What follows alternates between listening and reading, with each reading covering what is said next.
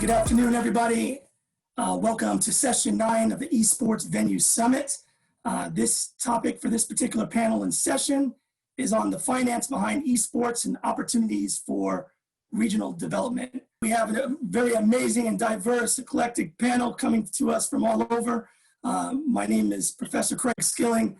I'm Associate Professor and Lead Faculty over the Sports Entertainment and Event Management Program at Johnson & Wales University, Miami, Florida.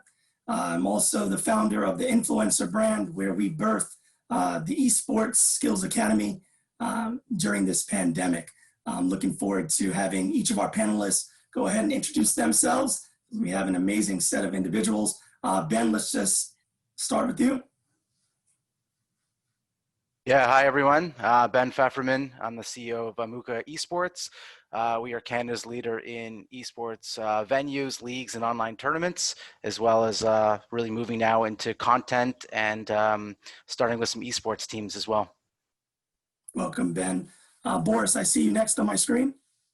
Yes, hello everyone. I'm Boris Bergeau, CEO of Stack & Group, an esports business company based in the south of France, in the city of Montpellier. We are involved in esports area with some support for non-endemic brands, sports club, and also real estate developers, and with them to understand the issues, the stakes, and how to create the best sustainable esports venues around the world. Welcome. John, how are you?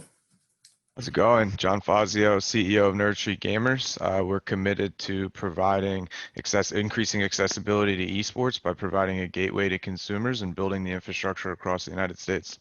Thank you. Thank you. David. I'm David Fenlon.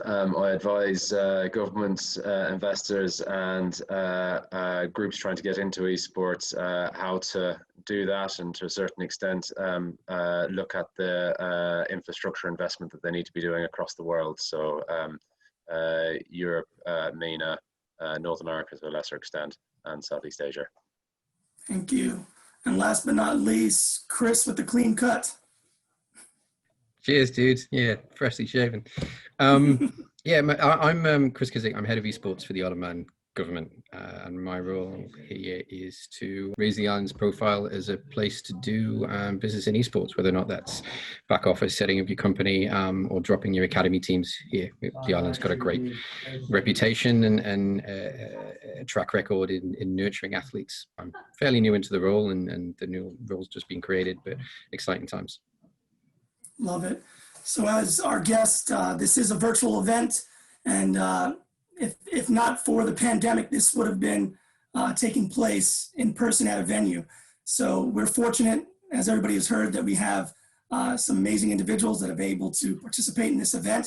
And I think we're going to have a really engaging topic, because we're really looking to break down the finance of esports and really get into a conversation that who knows where it's going to take us. But I'm going to kind of start with the top and the cloud over everybody in terms of the pandemic. And I really want to kind of get your opinion. We'll throw it out, and whoever wants to add, and wherever this starts to take us off, we'll just keep going with it. So my question is, how has the current pandemic impacted on development and evolution of esports?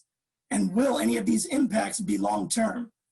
So, and it's noted because we've seen large bespoke esports venues such as North America, smaller esports spaces within mixed use development. So really, how is this going to vary for each of us that are coming from different regions across the world? I'd love to jump in and kick that off. It's something that we're all dealing with here, and so I think there's a couple different aspects I'll just kind of put on the table, and love to hear from the rest of the panel. For us, when we shut down, we were fortunate because it's esports. Can't play basketball remotely. You can play video games remotely. We were able to switch and really push towards an online content and events business, which in all transparency kept us afloat, and we're able to keep the entire team together and continuing on our growth trajectory. But the reality for esports, number one, is that this was already an industry that had an accessibility issue, and that accessibility issue has been exacerbated in COVID. Schools across America are finding that despite giving technology to their kids, they don't have internet access at home to use it, and suddenly we're seeing that this gap for accessing technology required for esports, but also for various STEM efforts in school, is really large, and there's a real a hidden pandemic there and addressing that and figuring out how we get this equipment and get this access in the hands of people. And so while we're shut down, it's not an equal experience for us all. Some of us are at home on good computers and good internet. That's not the same case for everybody. So that problem will provide a tailwind to the venue operators and infrastructure developers who can increase accessibility. And so that'll be, a really important kind of next step here. The other reality here is that, large crowds are going to be, even with live experiences coming back on, the super large stadium crowd is going to be limited for at least the foreseeable future. And so venues like the ones we talk about here that are on that smaller, medium and small scale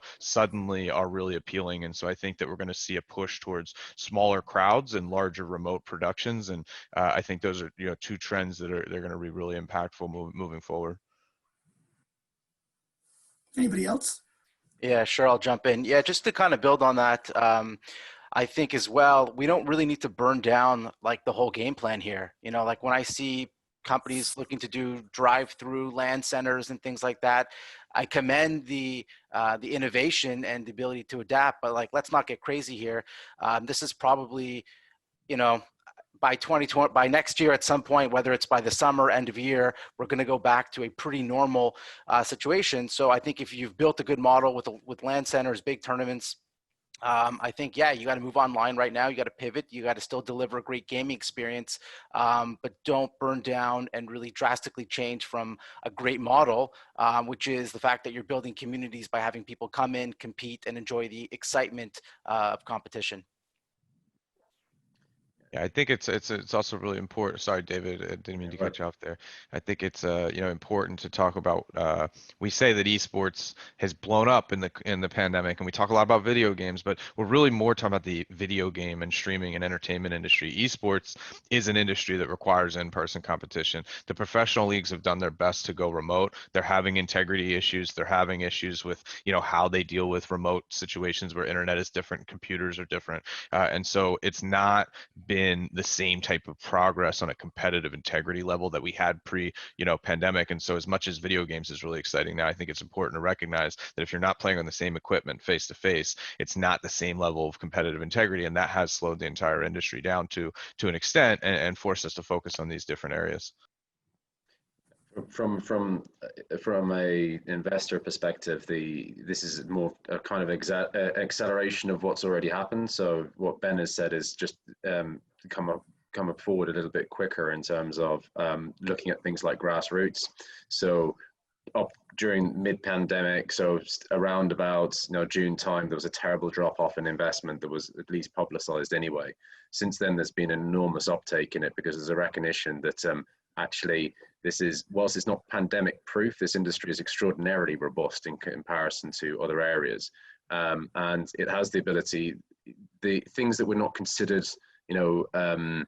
front like a priority previously are now considered things to be getting into. So those smaller type of venues, for instance, or those areas which are starting to build up those LAN tournaments and building up those communities, investors are looking very favorably on this, as are regional heads as well. They're seeing this as a way of actually keeping, to a certain extent, this, there's not society going, but keeping people happy, keeping them entertained, and it's really just added on the growth that's kind of been happening for a while now. So when people say, oh, it's exploded, it hasn't really exploded. It's just sort of continuing the trajectory with a slight uptick in certain areas, downtick in others. But the grassroots area and actually that infrastructure build is now front and center, which if it weren't for a pandemic, it probably would have taken a couple of years before that would have been what people were starting to focus on. I just want to follow up. Is this going to be, in terms of the pandemic, is this going to impact one region more than the other in terms of getting things back up and going? Is it going to be something that it's just based on where you are in your particular area as it relates to the pandemic?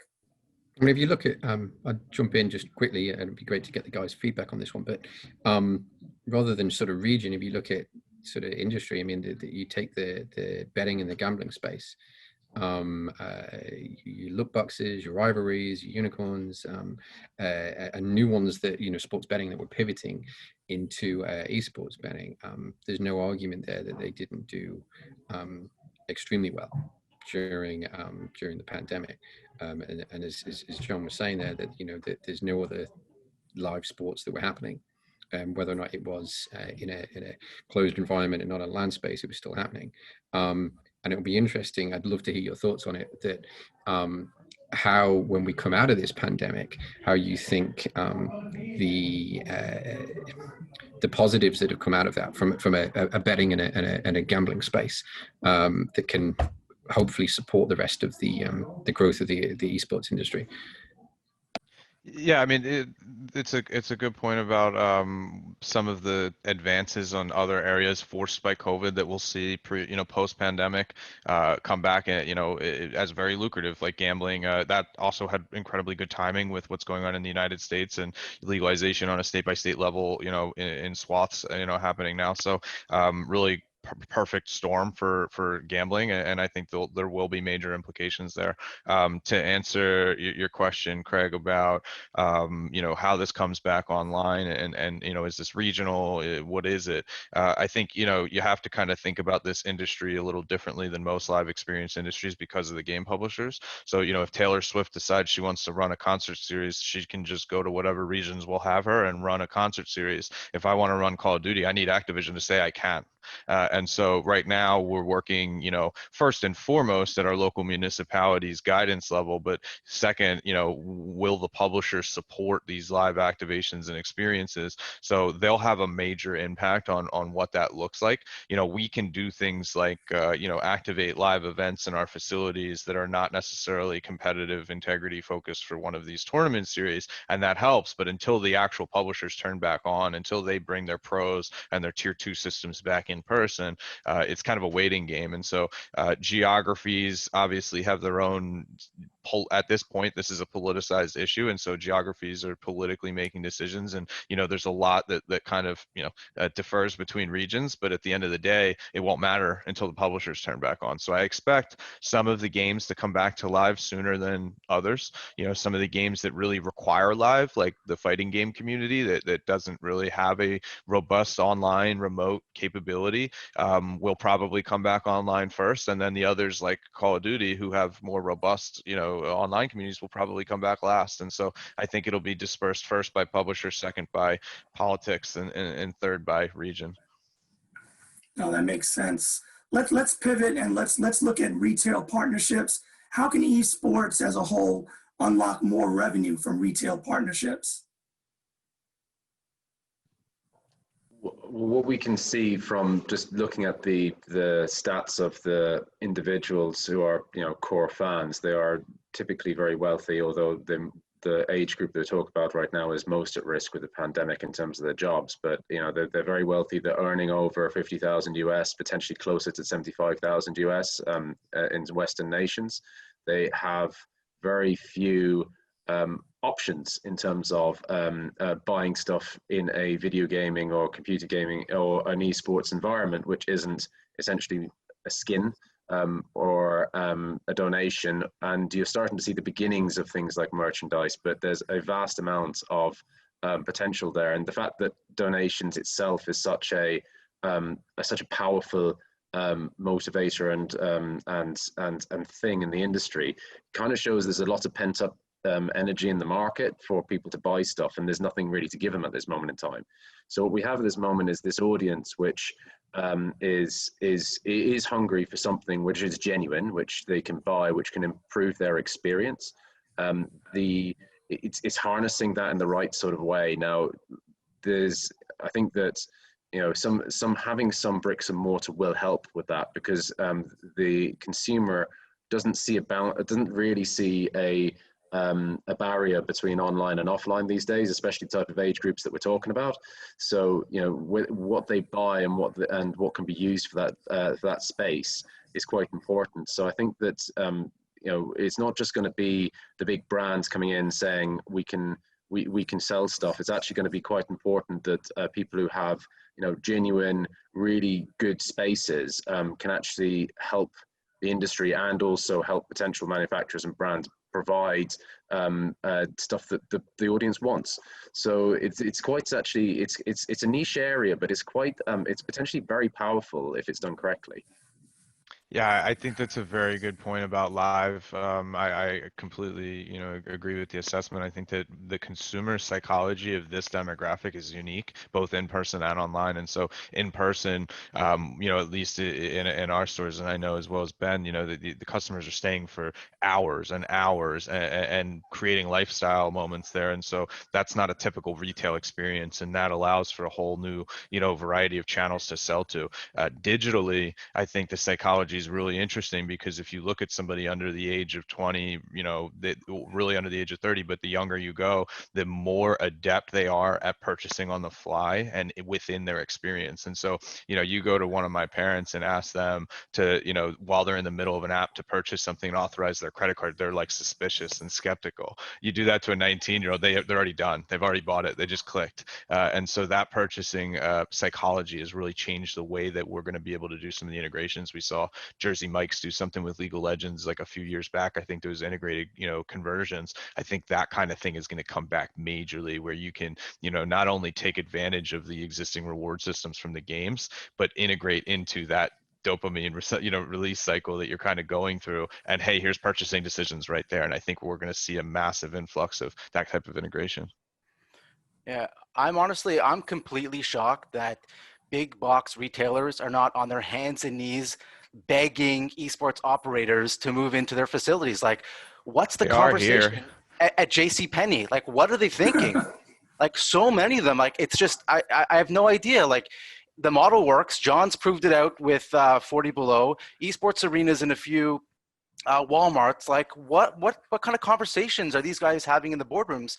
And same with malls. Like, honestly, why can't I go to a mall, not to make any gender stereotypes, but I want to go shopping and let my wife play some Call of Duty? Like, that's got to be the new model as we move forward. So like, retail is like totally out to lunch with their models. And even like American Dream in Jersey, huge mall, like there's no gaming there. Like, I don't know, to me it's just totally nuts. So they really It's not even just from a retailer. I mean, locally here on the Isle of Man, we've been really fortunate that there's no COVID in the out in the public domain, and we can go about. There's no masks, and we're very fortunate at the moment. But our borders are still closed, so it's a chance to sort of get off and on. And one of the great things I've seen is from a hotelier side. So yesterday I spent some time with a hotelier, and he was like, "Look, I'm not getting people in my room, so I knocked through 2 bedrooms." And I purchased loads of esports equipment and gamer chairs and high-end monitors, and I've done really well out of that now. And it'd be interesting if you guys have seen that on your side of the pond. If that pivot model of taking like a hotel as an example, and using that space. That's definitely the trend that we're seeing. In our market, we're not there yet. We're still way behind. Our market being regionally in South Florida, where I'm located. So there's the opportunity there, and even on my own, and thinking about investment opportunities or what, do you build it? If you build it, will they come? Is that same thing. But to your point, Chris, and Boris, maybe you can jump in. You're in France, and in terms of answering that question on the brick and mortars, are we seeing an opportunity to be able to kind of get the land centers going to get within the hotel space, and which is a trend that we've seen in Asia and other parts of the world? Is that coming to you in France, Boris? No, I don't know. For the moment in France, the only opportunities are to create some small esports venues. When you mix business, education, esports arenas, small esports arenas, because we don't have the support from the publishers to create some strong championship, national championship. You have, of course, the communities. They want to play, they want to practice, they want to meet each other in the same place. But of course, with the COVID, it's very difficult for the moment. You have some opportunities to work with big malls. You have some famous esports team in France. They organized a kind of tour in different malls, different brands, retailers in the country. But it's to meet the communities. It's to promote some new product or to promote the brand. But about the hotel, there's no no opportunity for the moment to create a specific hotel as you see in Japan or in Asia. But the fact is, in different cities, there's a big competition to be the capital of esports. And it's the same in France, but it's the same in every country. And they want to develop the tourism aspect and to organize some business events, some championships, some show matches with influencers, with pro gamers, with traditional sports athletes as well. And there's a big competition, but it's not about creating a big esports venue just with esports arena, because the business model is not sustainable about creating only an esports arena. Of course, with the COVID, but also with the opportunity for the publishers to organize big competition. In France, you don't have you only have the final of the Worlds. In Paris, you have some big tournament with the tattoo in Disney or something like that. But most of the time, it's some very small competition. So, in my opinion, there's no opportunity for an hotel, for example, to move to. Yes, they can create, of course, a small gaming room to attract some people. We had the last weekend a big charity gaming event with the event. They raised near to 6 million euros to support Amnesty International, and they play in an hotel in the city of Montpellier, I think, because they have the fiber, they have okay, all the opportunities to create something strong with 40 streamers, but it's just a one-shot event. So let's stick with recovery though. Beyond the publisher side that's driving a lot of the revenue, what would any of you say to somebody who wanted to get into the space in terms of on an investment angle? Where would they go? Where would be that next route in terms of an entrepreneurial move? Well, I think those are, kind of two questions, right? One's entrepreneurial, one's investor. So, as an entrepreneur, my advice is the same as it always is. Find a problem that a lot of people need solving and solve it, and worry about that and worry about the rest of the business later. Like solve problems. That's what entrepreneurs need to do. That's where the best companies came from, setting out to fix something that was wrong. When it comes to the investor side, I think that, the initial rush of capital into this business was primarily focused on teams, which I think, makes sense when you think about what motivates an investor in those types of scenarios. They were mostly other professional teams. I don't want to encapsulate them as only ego decisions, but they're ego-driven decisions. I want to control the best team because I'm the best team. I want to have the best players because I am the best in traditional sports. And then also a hedge.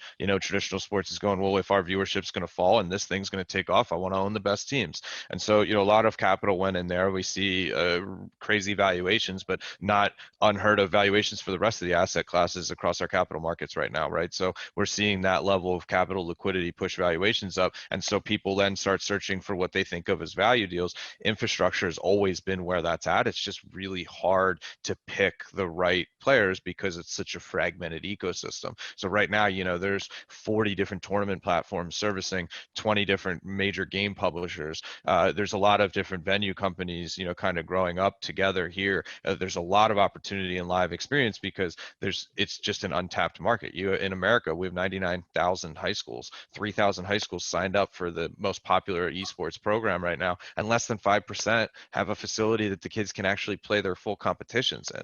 That's where opportunity exists in the physical space, and I think that's very obvious to most of the people on this call. And I think besides that, the answer is who's going to service the rest of the industry, but more importantly, who's going to organize it, right? So, what's going to be the platform, the play, the business that brings together multiple publishers? What's going to be the platform that brings together multiple venue operators, multiple platforms? I think that's where the most exciting upside comes and what'll really take this industry to mainstream. Advice for entrepreneurs: if this is your first rodeo, honestly, I would really advise against building a standalone facility.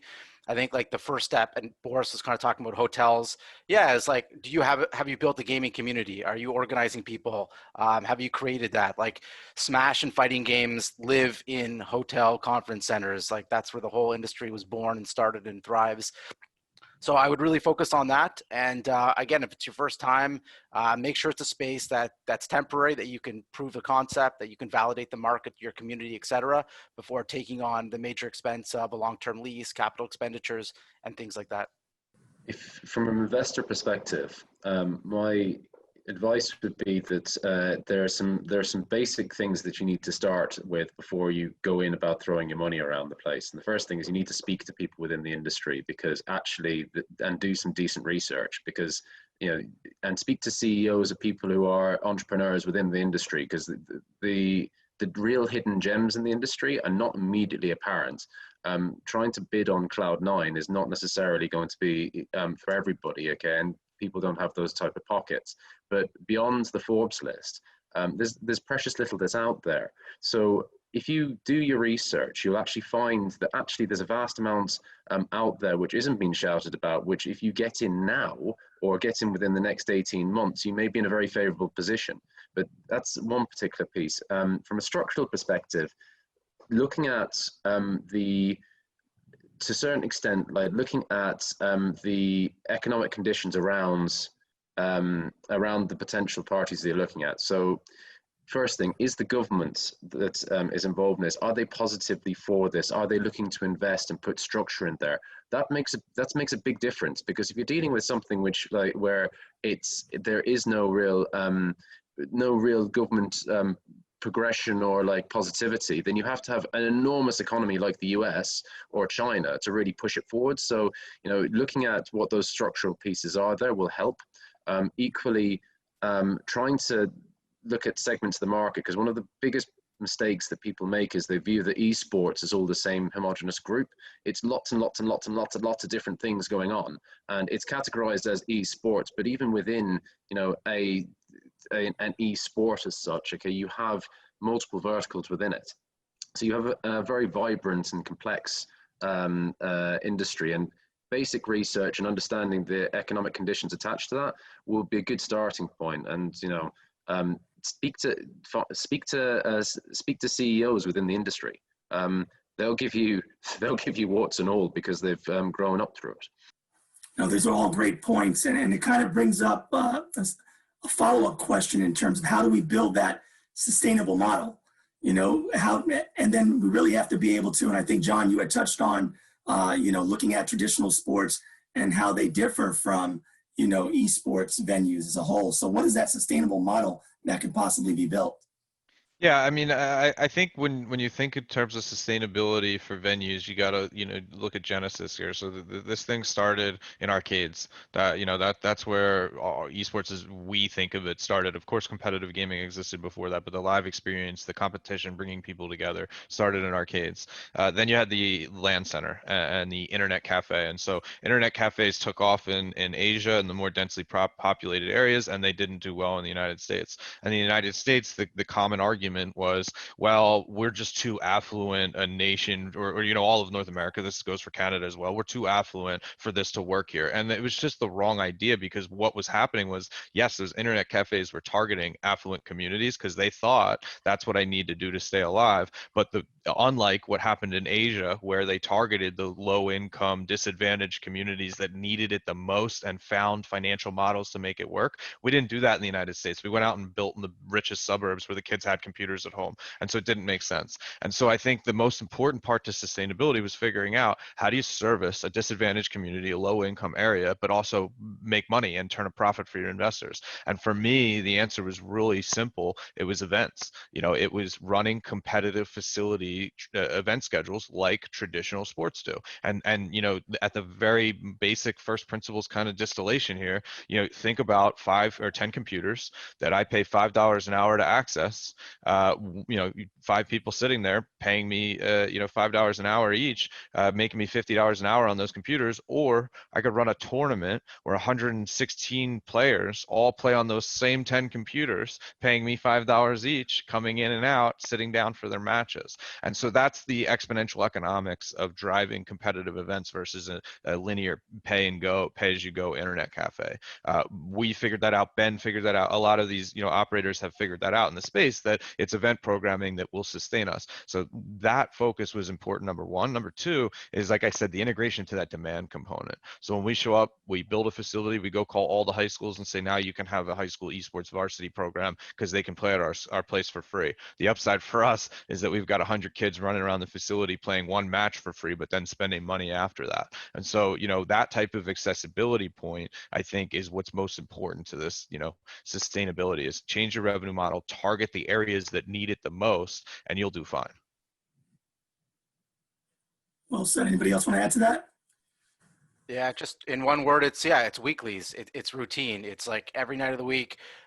It's too time consuming and too hard to continually plan new events all the time. Not to say you shouldn't be innovative, but like the core of your community is going to be like the same 50 Smash players who are going to come out every week because they want to play with their friends, they want to hang out. So like if you've established that full schedule of weeklies where like you don't need to promote it, you've already invested and built these communities, they come out every week, then that's the sustainability. And then the big events, you know, for us, we do on the weekends. That's the gravy, that's the icing, like that's where all the profit's going to come from. You've already covered your costs with the weeklies every week, and now like you're shooting for the moon. So yeah, that's my advice to building a sustainable schedule, you know, for an esports community. The word's not been mentioned, but yeah, it's grassroots. It's the importance of nurturing that grassroots, whether or not you're, you know, as successful and as you know, as big as you guys, if John and Ben, or you know, you're just coming into the space. It's, I always, and anybody asks me, you know, how can I get into working in the esports space? It's come in at the grassroots level. What value can you put in before you try and take value out? And if you can put value into the grassroots space, that's at the heart of it, then I personally think you're going to go far with whatever you're building or whatever you're doing. Grassroots has got to be at the core of it. Chris, why don't we stay on your side and talking about, you know, grassroots and what you mentioned earlier on the betting side. Where does regulation kind of come into play when we're looking at, you know, somebody that's looking to go into that space, into that side of the industry? I mean, you got to be careful that you don't get confused from an esports betting side and the rest of the esports side. I mean, you know, the betting world, whether or not it's esports gambling or it's traditional gambling, is like the most highly regulated industry on the planet. But esports to a large extent is unregulated. And I mean, what we're doing, one of our initiatives, is a nice segue, but you know, I won't pitch too long, but from what we're doing on the Isle of Man is we've got a great track record in regulating the betting industry, is you know, the shipping industry, and an Isle of Man regulation, Isle of Man license is seen as a gold standard. So, but when I took the role, it was really important to me that we didn't, you know, just try and put a sticker, an esports sticker, an esports stamp on our esports betting license and regulation, because it doesn't work. But there are certain areas away from betting and gambling that I personally feel does need to be regulated. So if you boys put on a tournament, you want to make sure that, you know, whoever's playing in your tournament is paid on time and in full, regardless of their age. And I personally feel that should be regulated. There should be some sort of stamp or sort of approval that makes sure that anybody playing in that tournament gets paid on time and in full. None of this 9 months, 12 months waiting for a cash out from that, because that would be unheard of in a regulated industry. You know, if you're a betting operator, you've got to have your money in escrow. It's going to be, you know, secured and managed separately. But in our world, in the esports world, yeah, you could run a tournament and, you know, you could advertise that it's going to be $200,000, $250,000, how much ever, but you could give away a novelty check at the end of it and say, sorry guys, you know, we paid some of that prize money to the lighting guys and to the security, and come back in 6 months when we got our act together. So it's things like that I think needs to be regulated, and anything that touches on that pathway from grassroots or Joe to pro is following that pathway, and which is what we've been doing over here, because the island has got a great reputation in getting behind sportsmen and women and supporting that pathway. So we're looking at how we can follow that route from the grassroots. But I'd love to get, obviously, you know, take for the rest of the panel on that. You're definitely right about payout regulation being needed. It's one of our top KPIs here. You know, I'm proud to say that we're under 2-day payouts now. it's not as easy as it sounds when you're not on LAN. So when you're on LAN, I can grab everybody. I can say, sit down, sign your W9, Ben, and I'll pay you.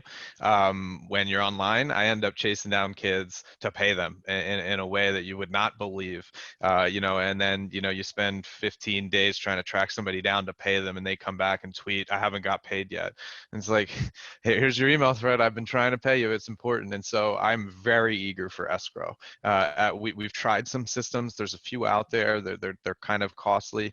I think one of the bankers or one of the escrow services from the rest of the industries is going to step in. Hopefully, we just need that technological integration to be smooth.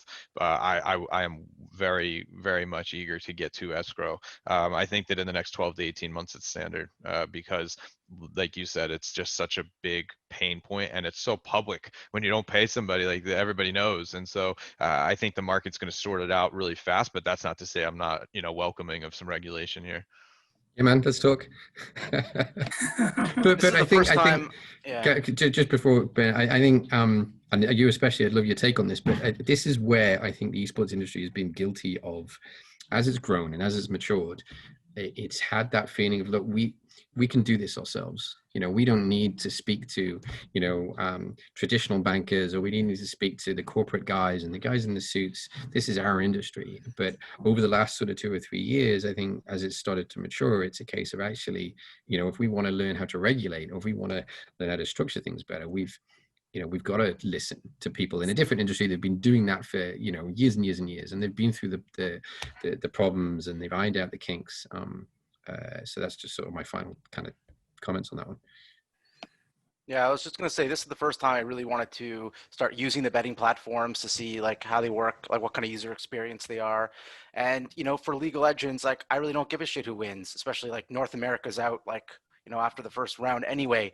But with $50 on the line, yeah, I'll have the stream on to see G2 if they're gonna take it, because there's $50 on the line now. So I think for really global games, especially when maybe there's not like a huge North American fan base immediately, or your home team is still out, the betting platforms are, I think, really engaging. Whether it's, I use GG as an example, but lots of good ones out there, whether it's Unicorn or Luckbox or I don't know, Pinnacle or whoever's, like, there's so many around the world. Not Unicorn thousands. Anymore. No more betting. Anymore. They're done. Yeah. I guess you missed the headline.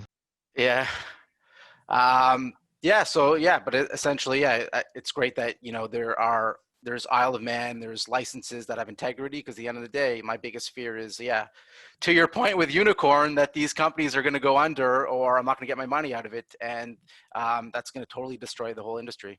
And one other thing is just match fixing is a huge problem in so many esports. Like, kids, an NBA player ain't going to throw a match unless there's like $10 million on the line, because their careers are so valuable. But like, an esports athlete will definitely throw a match for a tenth of that. So I'm also worried about the integrity of esports because of the betting and match fixing and things like that. So there has to be very strict, guidelines and punishments, for people who are violating that. Yeah, the Unicorn payments went to the SEC, so you can do the rest of the searching on your own. But that's why I brought that up. But I think you're totally right here. That there's a lot of areas here that are ripe for exploitation, and so I'm welcoming of a little bit of that regulation here. The educator in me just wants to go ahead and just tap on a couple of acronyms that were used and put out there. John, I think you mentioned KPIs, key performance indicators within your company and what you do, Securities Exchange Commission, for anybody that would have missed out on that. So that's the educator in me, just putting it out there for those that may not be. But David, I think you were going to add something. Yeah, just a thought that the thoughtful regulation is actually very, very good for good companies, because there's a lot of money sloshing around the industry and about to slosh into the industry. And if there's no real sort of standard to what companies got, a lot of money gets wasted and burned in cowboy outfits. And I think that having something which is not just thrust upon the industry, but actually is thought through with the industry, could result in not only sustained growth in general, but for the companies that are really pushing the envelope and really doing some really great stuff, a lot more money will flow into them, because they'll be able to say quite quickly that don't worry about the risks that are in the industry. That's all covered. Okay, we can talk now about like making serious amounts of money, and that type of de-risking is precisely what investors look for. So I think that it's I think it's a real good thing if it's done properly, you know. And I think those things are very tied together, what you and Ben just said. So, macroeconomically, you think about this, match fixing was an issue for all traditional sports at some point. And what changed that was the flow of money, right? Because like you said, Ben, as soon as the leverage gets so high, you don't want to, it doesn't make sense to do it anymore. And right now the equation's tipped the other direction. How do we get that type of capital into here?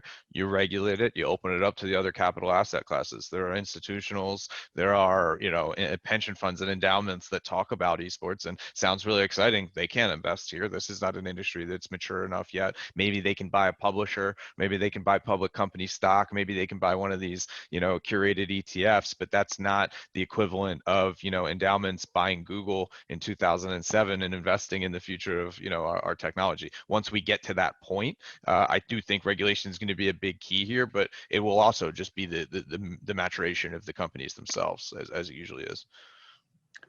Every month there's 300 million just comes into the market from pension funds, which they need to put somewhere. This is one of the reasons why the stock market is slightly bizarre. It's not necessarily actually based upon performance all the time, because just money has to go in, and because there's a limited number of things they can go after. You end up with a vast amount of money that sloshes in. And this is before we talk about a lot of the venture capitalists out there who are hunting around esports and private equity groups, and also high net worth individuals. So if you can get regulation which the financial institutions trust, then that basically opens the door to all of this money that needs to go somewhere, and it's going into companies which are just not growing at the moment. And this industry is going like it's going gangbusters right now. But it's difficult to actually see that if there's no safety net there. Yeah, fun liquidity fact there. Between 2001 and 2009, we printed 3 times as much cash had ever existed in the United States dollar, and then since then we tripled it again. Yeah, I saw Chris's face. He said, "Wow," on that side. So, guys, let's stay on revenue. Let's look at an ROI strategy. What are the best ways, in your opinion, to mix, let's say, a traditional sports and esports in a revenue model? Like, what is the best ways that you think, in your opinion, we can do that? Yeah, we say, in my opinion, about mixing sports and esports, we see every day more and more convergence because of the sponsorship side, because of the physical stadium you have. You can utilize a training center. You can attract new communities inside a stadium, a soccer stadium, for example. And you have something like 300 traditional sports club with an esports teams now around the world, in soccer, in football, in basketball, and whatever. And probably the good way for traditional sports to use esports is sometimes to have its own esports team, to have a great visibility around the world. You have in France, for example, the PSG soccer club with the team Talon playing in Asia in League of Legends. You have the Olympique Lyonnais, for example, on FIFA Online some years ago. So the brand of the soccer club or of the basketball club or whatever is in front of the scene in different streaming platforms. So the esports team, what we see in France, for example, Vitality, that made a partnership with the Stade de France for the training center. You have some teams, they are like Gamers Origin, also with its own training center inside of Paris. And the opportunity for the traditional sport is probably coming from the grassroots ecosystem, because the fans of the soccer club, for example, they can go to the stadium to play on FIFA, Rocket League, or Fortnite, or I don't know, before the match, and why not after the match? And you have also some influencers that can come and to create some new contents for the social networks of the traditional sports club. So I think about brand awareness, about meeting, joining the communities, the gamers and the fans of a club. There's many things to do in the coming months and years, of course. I'd say that at the professional level, in terms of the MMR markets, the media rights markets, and the big scale distribution of things like the Overwatch League and CDL and Riot, I think it's going to be more or less linear growth for the assets that exist. I think you'll get some exponentiality out of new assets being created. Valorant is a new game for Riot, and now that's a whole new asset generating viewership and revenue for them. But for the most part, I think the pro level is very well developed, and it's going to continue kind of in a linear trajectory. I think it's at that under layer, that amateur layer, the high school collegiate development, the camps level, that I think you're going to really get the most growth and excitement. In the United States, the USYSA youth soccer program makes more money than the MLS, and so there's opportunity because there's thousands and thousands of and I didn't mean to say that the USYSA, the organization, makes more. The soccer ecosystem itself makes more, and that's because of how developed it is and how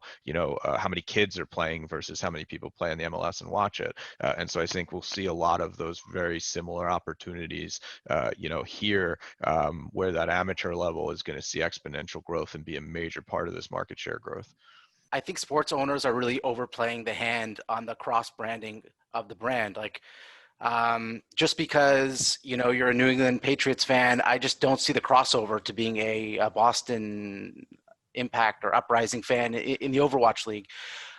Even I'm a huge basketball fan. I have no interest in Toronto's 2K team, Toronto Uprising, Raptors Uprising. So I think just putting the name out there, it gives you maybe a better chance at it. But I really just think they're overplaying the card of how much crossover there really is between traditional sports fans and esports fans. And I don't think you need to. I think esports sells itself. It's a different audience. It's a different demographic. And too many times we try to put one into the other, and they're completely different in so many ways. So I would really just say focus on what you're good at, focus on your community, your market, and stop trying to really take everything that applies to traditional sports and try to make it work for esports.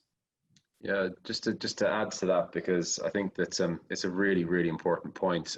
Your average NFL fan is, in terms of what their age now is, it's getting on into their 50s and 60s actually. And the same, and in the United Kingdom, soccer or football, as it's called there, the average age is again in mid 50s. So what you're seeing is that people are at the peak of their earning potential, and that's going to go down as they retire and so forth. So there's a big scramble at the moment to try and grab this young audience and try and bring it into the brands, which is potentially trying to push a square peg through a round hole.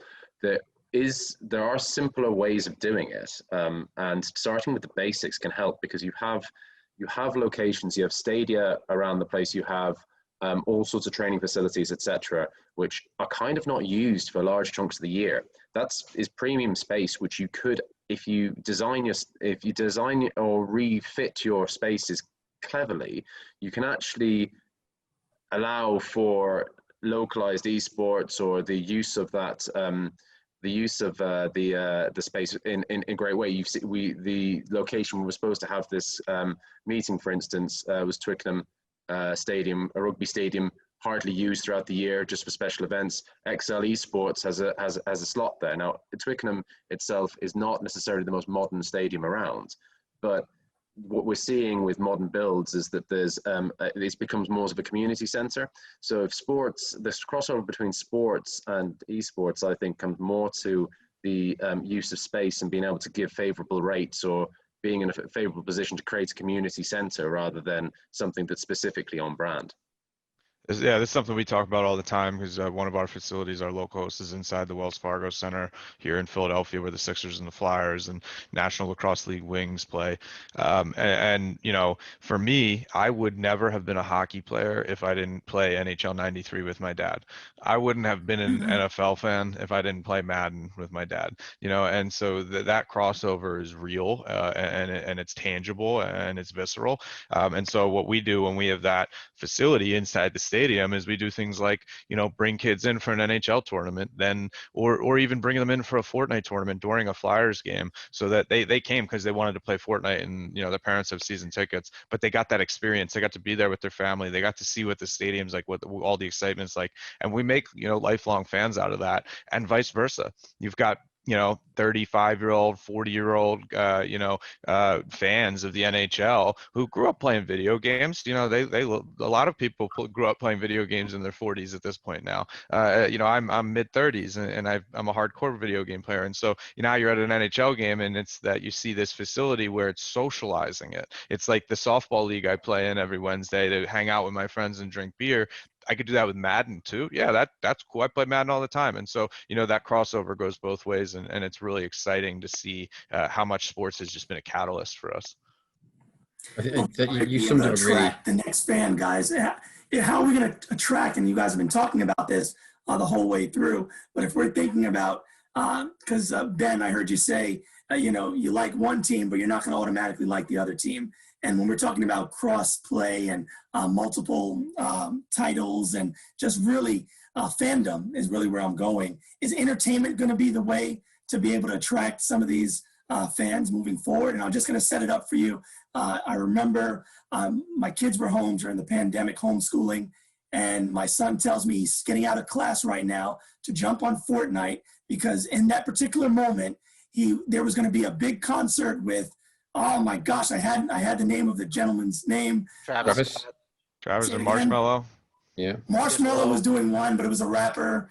Travis Scott, that's the one. Travis Scott was performing and he wanted to see it, and it was the biggest thing. And even in my own work day, I had to stop because I'm like, I want to see how they're going to bring this to life. The fact that you're telling me, you're saying, can I get out of class for 1 second, which is just really taking off my screen and jumping onto my other device and turning it on because he wants to see it. And it's live in that moment. It created that fan. So entertainment and watching that creativeness of the publishers. I'll give you another example. The Tiny Football Club here in the States, we call it soccer, you guys, Football International. That's what I'm referring to. That ended up getting the partnership, securing a partnership with Burger King, I believe is who it was, that title. And that ended up, getting them a lot of mileage. I still don't know the name of the football club, but in that moment, they were able to go ahead and garner a lot of attention and drive new fans and so on and so forth. So I know that's separate. That's more on a sponsorship arrangement. But do you believe these creative things and entertainment specifically is what's going to attract those next fans moving forward? I think you need to look at what, just to throw it in, I'm sure you guys have seen it, FaZe Clan and Manchester City, which is a soccer club. It's going to be interesting to see what activations come out of that. I mean, they've recently launched their new jerseys. They've got plans for next year. I'm going to be watching that one closely to see, how the cross pollination of fans from traditional hardcore Manchester City soccer fans being exposed to FaZe Clan and vice versa. That's going to be an interesting one. Definitely. Yeah. Craig, I'm glad you brought it up. I will confess, I am a Fortnite player. I do enjoy it. I play Fortnite every week with the same group of late 30-year-olds or 40 into our 40s. And yeah, I think that's a great example. If you think Fortnite is just a video game, you've totally missed the point. People criticize Epic that there's no competitive Fortnite scene. I don't really think they care. They really see this platform as being so much more than that. The biggest concert festival this year is Fortnite. I mean, 25 million people tuning in. Like, has that ever happened in a concert ever? So they're shattering records. More and more people are going to sign up. We're now seeing movies. Tenet, they aired the trailer there. So as people can't do the traditional ways of promoting different media forms, it's totally going to go into Fortnite. I'm just curious to see if other game publishers are going to jump on, because really, we haven't seen anyone really make the same types of moves that Fortnite has.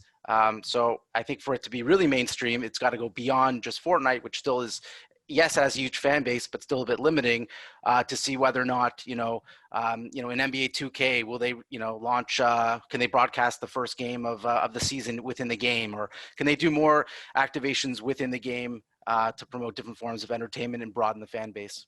Like a halftime show in an NBA 2K. That'd be awesome. And politics too is like, yes, AOC, did the big stream and things like that. But like, I'm shocked that there's not more politicians like jumping into friendly games like Fall Guys to promote themselves and to use that as a way to really connect with Gen Z, especially in such a contentious election cycle. So taking a slightly different tack with this. So in terms of your next type of your big areas of opportunity around your audience, your next gamers, some studies suggest that in terms of people who play video games, 52% of video gamers as basic level, so even on mobiles included, are women. Yet they're horribly under index, okay, for given that, because there's no accessibility and so forth. So the areas and the people who and those who build the infrastructure make it accessible for women will see significant uplifts, because money will follow that, and it makes it a much more sustainable area. From a geographic perspective, your big areas of potential push are places like India, we're starting to see, but also the Middle East and North Africa. Okay, you have a very, very, very, very avid gaming community there, which is just untouched, really. And those areas, as much as some of the infrastructure that we're starting to see arise in Brazil, for instance, is another area which you'd want to consider. So, can you provide the infrastructure to get these geographies to play globally? If you can start doing that and also help build the infrastructure in their regions and so forth, then there's also a lot of money to flow around with that. Now, some of these geographical regions come with their own problems, and that navigating that's going to be a really important factor to this, because if people consistently get burnt, then it may become just one of those which is always going to be the problem child. But there's enormous amounts of opportunity, both from making it more accessible to women, but also making it more accessible to these regions, which are they're online, they're playing, and there is a lot of money in these areas with lots of people, and the scalability is quite scarily impressive. It's a great time to be an international trade lawyer. That's for sure. To address your point about women in gaming, one of the things that blew my mind is when we first opened our store and started doing watch parties with the Overwatch League franchise, the Fusion. It wasn't even just 52. It was a majority female viewing experience and spectator crowd, which really surprised me. We had a line around a block at one of the bars we ran a party at, and I thought it was just all women, and I thought it was for like a Friday night party, and they were there to watch the Fusion play. And so that was really surprising. And what we've really seen is that the women demographic in gaming faces something that is atrocious in online anonymous communities. We know this. We've all seen it for decades. It's not even specific to video games. It's the internet and anonymity. We see it everywhere. And so when you bring people in person, that's gone. There's no anonymity. You're not going to sit there and say these things when you have to look somebody in the eye. Hopefully, you're never saying that. But the point is that in person, we don't see these issues. And, so when we do our tournaments, the types of toxicity and, inaccessibility you find from somebody who can't even get on comms to talk, because the second they realize she's a woman, they're going to harass her, doesn't happen in person. And so we've provided a really safe space where coming to one of our venues is probably the best opportunity you're going to have as a single woman gamer without a team to find a team, because you're going to have people you can look at face to face and not have to deal with that nonsense online. So I think live experiences, live venues is going to be a really crucial part of increasing the accessibility for women and providing that kind of comfort space in gaming that is a real problem right now. Love it. I think we've been providing a lot of gems. We're winding it down right here. I have one last take, and then I'd love to get a key takeaway from each of the panelists following this particular take. But recently, we saw David Beckham enter into a deal, and I really want to, with Guild Esports, and I just want to see what are the implications, in your opinion, of that particular deal and that setup for future esports teams. Has the bar been set too high, or those the VCs that are thinking about coming in, or individuals that want to go into these ventures? if you guys can just touch on that a little bit, anybody that's familiar with it. Yeah, I mean, to be specific, the reason this is such a big deal or anybody cares about it is because they leveraged the participation of the celebrity for it in the direct listing in an IPO, and that's different. We have a lot of celebrity sports athletes investing in esports, and they have been, for a long time. The Drakes and Steph Currys and you name it here, and so that's not new. What was new was that they did it right around an IPO to raise capital. What's probably not as well known is that they paid David Beckham for an endorsement deal that included stock and then called him an owner. I pay Emmanuel Sanders for an endorsement deal on behalf of our, it wasn't our Denver facility, but now that he's been traded around, he endorses our amateur system, and he got stock with that. I don't go out and tell people he invested in my company. And so I think that that's incredibly misleading. I think that there's a big difference between taking your cash and investing in a company and saying, I have the faith to give this to you, and getting given stock for saying something,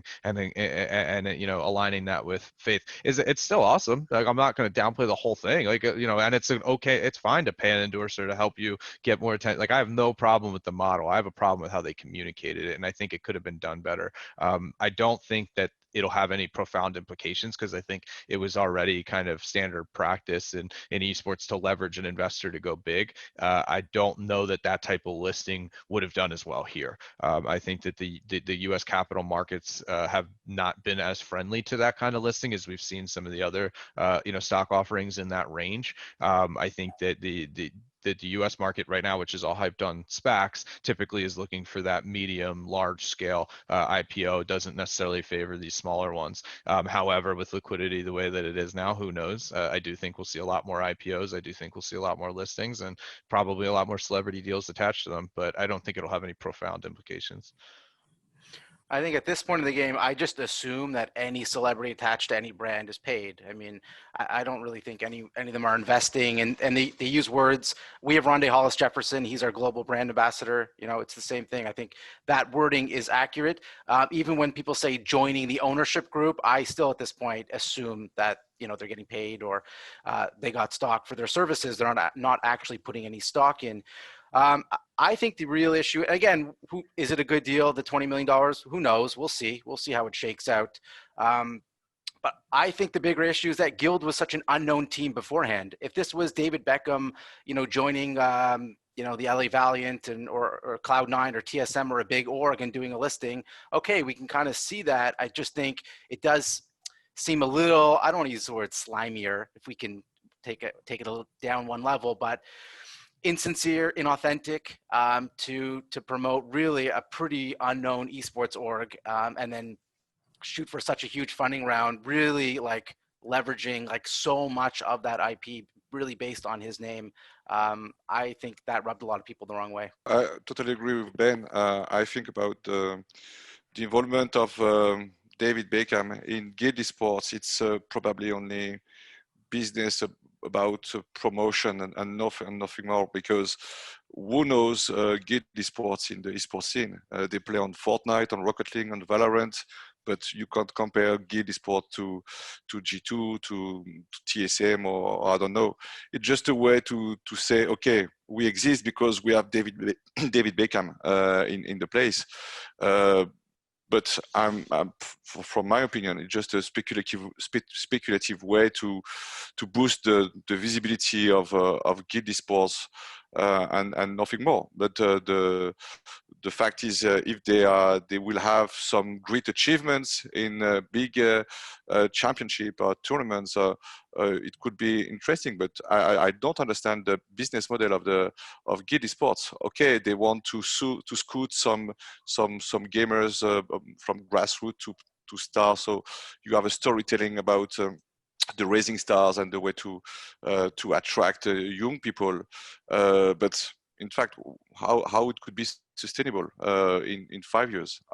From my opinion, I don't understand the business model of the company, and just a way to show in front of the scene that they are with a big name in the world called David Beckham, but there's no involvement from David. David is not a guy known about playing in video game, or it's not a guy coming just to educate some gamers or to help them to the performance of the pro gamers or something like that.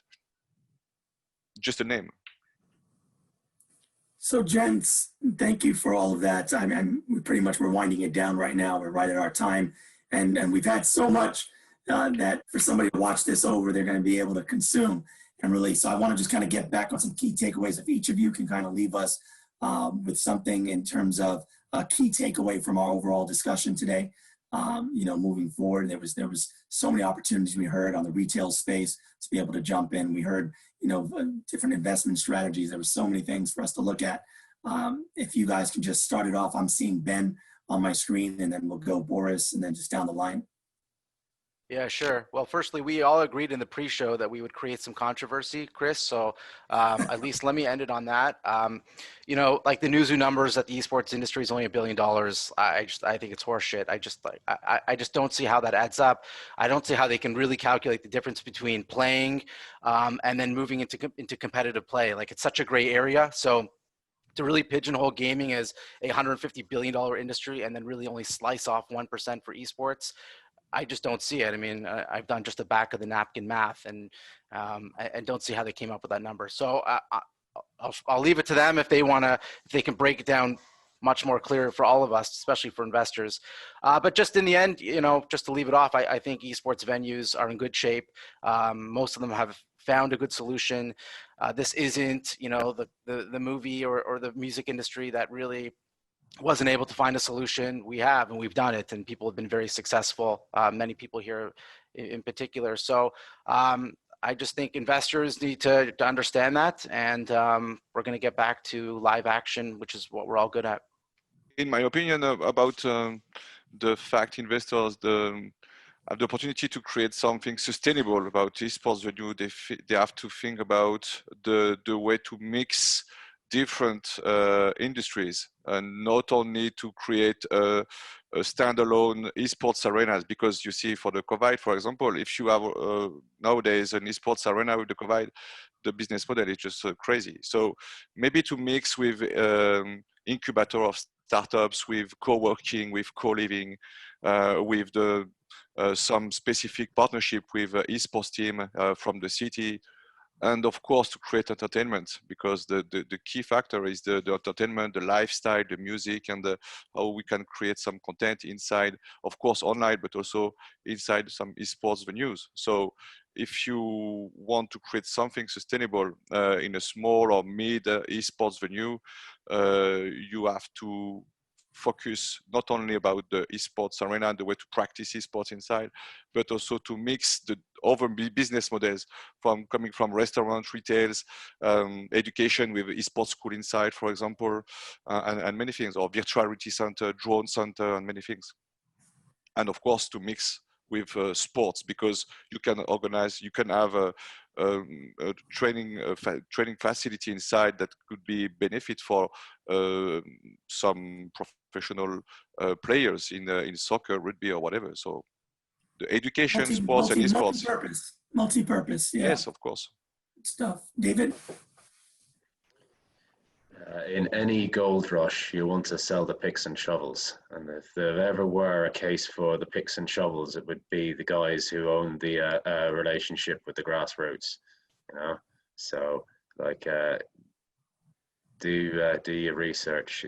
It's not just the case of, it's not just bricks and mortar people who get it right. Okay, there are other areas, like the technology part of the industry, some of the service part of the industry are potentially fantastic. But yeah, this is, that's don't go for the shiniest thing. Okay, go for the infrastructure, because you will make multiple times what you invest. There it is. Ben gave the thumbs up. Chris? Yeah, I mean, it's difficult to add some other value in after listening to Ben and Boris and even David's soundbite there. But I'd say my best takeaway from this is really what John was saying on an arena. We're talking about the bricks and mortar. It goes beyond the flashing lights and the glitz and glamour of it. It's an opportunity to, as we touched on before, from a bringing female gamers into a safe space. You got to think beyond what when you look at a physical space, a physical arena, what it can bring to the industry. And then I'd also encourage anybody that's watched to the end of this, and I've lost track of time how long we've been going on, but thank anybody who's watched this, because I know there's such an influx of webinars and these sort of video calls. So just kind of a shout out to anybody who's listened to the end and encourage that communication level. So if you do hear any takeaways from this, and this is just kind of offering up everybody else on the panel there, but reach out to us. If you're not from the esports industry and you're trying to add value in, don't be afraid to ask. Don't be afraid to whether or not it's via LinkedIn or Twitter or slide into a DM. Just if you think that you can bring value to the space, just ask it. Just reach out. Yeah, no, I'll echo what Chris said and saying thank you for watching and thank you for having us here. Appreciate it. To Ben's point, the newly launched International Journal of Esports has a journal called the $1 Billion Myth: Methods for Sizing the Massively Undervalued Esports Revenue Landscape, that proposes it's actually a $24 billion market, and I think you'll enjoy it. So you should go check it out. I'll leave you, with my parting comment that accessibility is going to be one of the most important parts of this industry and how it develops over the next few years here. This could look like a sport like ice hockey in America, where it's really reserved for the middle class and upper class because it's so expensive to participate in, or we could fund and invest in the businesses that fix those models and make sure that this is a sport like soccer or football where anybody's able to play because it's affordable and anybody can go out on a field. And so bringing technology to the people who need it and closing that technology access gap will make sure that this awesome industry and everything it has to offer is not left out of the people who need it most. And that's really what I'm most excited about focusing on.